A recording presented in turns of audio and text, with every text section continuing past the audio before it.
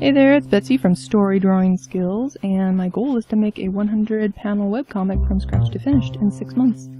And one of those months has already passed, the second month is almost going to pass. This video is about judgments. Judging so hard. I know we're taught in real life that judging is bad, that we should not make judgments of other people, and this is true, I support this. You should not judge other people. But storytelling, that's a different thing. In storytelling, you rely on the judgments that people are probably going to make based on what you show them. So for instance, the girl in blue that I'm erasing right now, Socorro, she had a very defensive pose.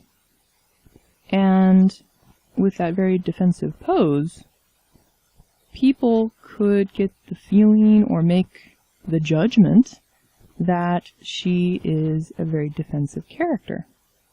And I did not want this to happen. I wanted her true character to show from the very first moment. So I decided to go back and change her pose to be one that is actually, taking some action against these little rock spiders that are crawling all over my characters here. And I thought that was important because when you're giving information to someone, you want it to be presented in a way that is not weirdly misleading. I've been reading a couple of just online comics and such. Not going to name any names, but I've been reading a couple where I don't understand where the characters are coming from. Like, the storytelling is so all over the place that I don't know, am I supposed to like this character or trust this character, or is this even the main character? Like, I can't tell who the main character is. Like, who should I be paying attention to? And those things are really distracting, and they make the story harder to follow because I'm not sure what is going on, So if I had kept her pose to be very defensive, and in the very next panel she's suddenly back to her true personality, which is to take action, that's going to confuse people, because I had already given them the information that they could make the judgment that she was shy, and then all of a sudden I'm saying, nope, your judgment was wrong, and now she's, being a total warrior, and that would be very confusing. Now, I don't mean to say that you have to make stereotypical designs, or that you are going to be trapped by whatever information you give your audience, because there are plenty of movies like in Tangled. If you've seen Tangled, she goes into the Snuggly Duckling tavern or something like that, and there's all these really scary looking bad dudes, right, with hooks for hands and skulls and whatever, and then we find out that actually all of them have a dream, and they sing a song about it, that they all have a dream. And, that was done on purpose. They used the visual judgment process that they knew the audience would have, and then they spun it to bring about, unexpected results, that, these really bad-looking guys were not that bad. They had dreams like everybody else, right? But these storytellers of Tangled, they were using that visual judgment to aid their storytelling in the way that they wanted to tell it. And so I wanted to make sure that I also used the visual judgment that people are going to have with my character. And, this judgment thing, it happens, all the time. I know none of us want to be, shallow people or anything like that, but I mean, how many times have you, looked for a new comic book or a new, manga or anime or Korean drama or whatever it is, and you're flipping through, the thumbnail images or the covers, and then, a character catches your eye. Well, why? There's obviously something that attracts you, but how would you know unless you're making a judgment? If you see a cool girl holding a big sword, you're making a judgment that she's probably a cool girl who's going to have a lot of battle scenes with that sword. But you don't really know. You are assuming that's what's going to happen. And if the storytellers fail to give you that expectation of this girl with the sword being an action hero, you are probably going to be disappointed. And so that's kind of what I'm rambling about right now. Here's a before and after comparison, and I just wanted you guys to kind of look at it and see how you perceive her in these two different poses. And, you know, let me know in the comments which one you think did a better job.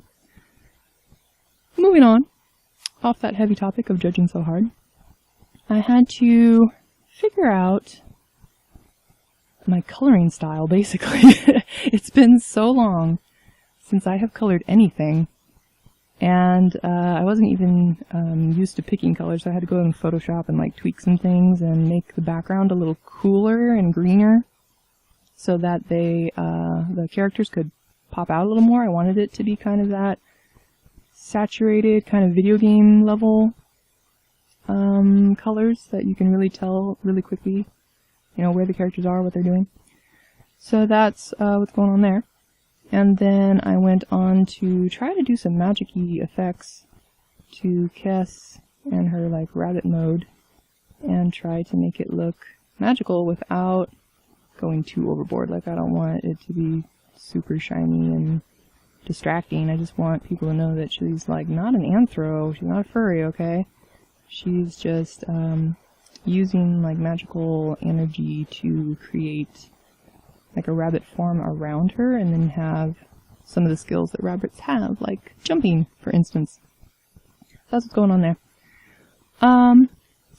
But my current challenge here, after the magic, is trying to figure out how can I color and shade things in a way that I can keep it consistent for every panel, that won't take me too long, because time is the enemy right now. I can't believe it's already, what, August 24th at the time that I am recording this. And, you know, I started back in July, and it's like, wow, I have not gotten much done from July until now, and I better step it up and hustle if I think I'm going to do, you know, 100 panels before December. So, yeah, I had to figure out, like, what am I going to do? I knew I could not color each color individually, like the shadow color. I couldn't, like, pick a dark gray and then, you know, pick a darker pink for her clothes and pick a darker blue and blah, blah, blah. So I knew I was going to have to do a multiply layer. That's, like, the quickest way to shade anything, is you just make a new layer, set it to multiply. And right now I put it to a pretty saturated blue just so that I could see my shadow patterns going down and see, you know, where the shadows would be placed. I imagine this was like late afternoon, like not quite sunset, but later in the day. It's not, you know, the break of dawn. And so I went through and I just added shadow to everything all at once, and tried to get that done as quickly as possible without making it look like I did it as quickly as possible. Like, again, obviously this isn't, you know, fantastical art, but hopefully it's telling its story better now that I changed Socorro's pose. And see, I just think those shadows, like on the face and the teeth, they just, like, you know, really pop it out. So I didn't want to leave it just flat color. I wanted to put in some shading. But yeah, I needed to find a quick way to do it. So while I shade this, I also want to talk a little bit about more problems I'm having, and hopefully you can avoid these problems because I'm identifying them for you. What's difficult right now is, of course, I don't have a story because my script has mysteriously disappeared. And the character dynamics have shifted a little bit so that it is no longer about Socorro and Clarice, the girl in blue and the girl in, like, pink at the bottom there, but it is now about Socorro and Kess, which is, Kess is the rabbit, and Socorro, of course, is the girl in blue. The problem is, each of them have very specific magical abilities. Kess can use energy to give herself animal forms. And not like any animal form, it's a little bit like Animorphs, where she has to kind of like make a contract or touch or something, like she has to gather the animal information in real life, and then she can summon that animal again later, is kind of how it works. So she only has very, pretty much weak kind of woodland animals that she can call on, like rabbits and, maybe a bobcat, but nothing like a dragon or, an eagle or anything majestic like that. It's all pretty, common prey animals at the point of this story, when this story takes place. And what I had originally written in my script was very much based on Clarice's magic, which is fire and water and air and earth. So, but she's not the Avatar, okay? But she uses rocks that have energy in them. If you've played Final Fantasy 15 and you know about having to recharge from the lightning rocks and the water rocks, or not water rocks, the fire rocks and stuff like that, you had to charge it up and kind of suck the magic out of them, and so you could cast a spell later. And so it was very common for me to run out of magic and in that game. Oh, right now I'm just taking a bit of another webcomic that I super duper love, and everybody should be reading it. It's called The Strange Tales of Oscar Zahn. I love it to death, and I was using it to kind of figure out how big my text should be, because this is the very first time I'm doing a webcomic, and I wasn't sure how big to make the text. I knew it had to be bigger because some people are reading it on their phones, and the image will obviously shrink, and therefore the words will also shrink, and I didn't want it to be difficult to read if anybody was reading it on their phone. So then I thought, okay, I gotta, figure out kind of how big to make it. So, when in doubt, find somebody who's doing it well and rip it off of them, copy them, because they're obviously doing it well. But what was I talking about? Oh, I was talking about script problems. I'm having script problems because of their different magical abilities. I'm also having script problems because I don't actually know these people. I'm finding it so weird that I don't really know how they talk yet.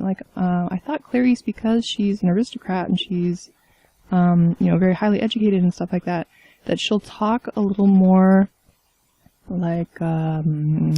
she'll talk a little more long-winded. I mean, we are surprisingly outnumbered. That's not usually something that most people say. They're just going to oh my gosh, there's so many of them, right? I mean, we'd say it in a very common way, and especially in contrast to Kess, who's just get off, you creepers. I don't know if that's going to be annoying, though. And so I'm trying to figure out when is too much, So I don't want her talking like Shakespearean English and having everybody go what is she saying? But at the same time, I want to have her speech a little bit different from the other two, so that you can tell she comes from a different upbringing. There's also that weird lump of hair that I had to get rid of. But not really knowing how they talk, not really knowing how they're going to act, I'm finding it so difficult. And it's funny because my mom writes kind of like Jane Austen style novels, like Pride and Prejudice type. And when I asked her, what's her process for writing a novel, she said very simply, you make up some characters, you put them in a situation, and you let them get themselves out of it. And I went wow, great advice, Mom. How'd you do that? But it's kind of true for her, that she just spends so much time in character development to know just the inside and out of her characters, so that she'll know what they will do in situations. And she tries very, very hard to have them stay in character, and she'll have me and my sister, read her drafts and, try to find any place that we think that, I don't know if that character would do that, based on what they've done earlier. That kind of stuff. So yeah, my family takes it super seriously that characters actually stay in character. Meaning, there's no Darth Vader changes where, he's killing people through 5 movies, and then all of a sudden, there was some good in him. Yeah, right, no, I'm sorry, I do not support that.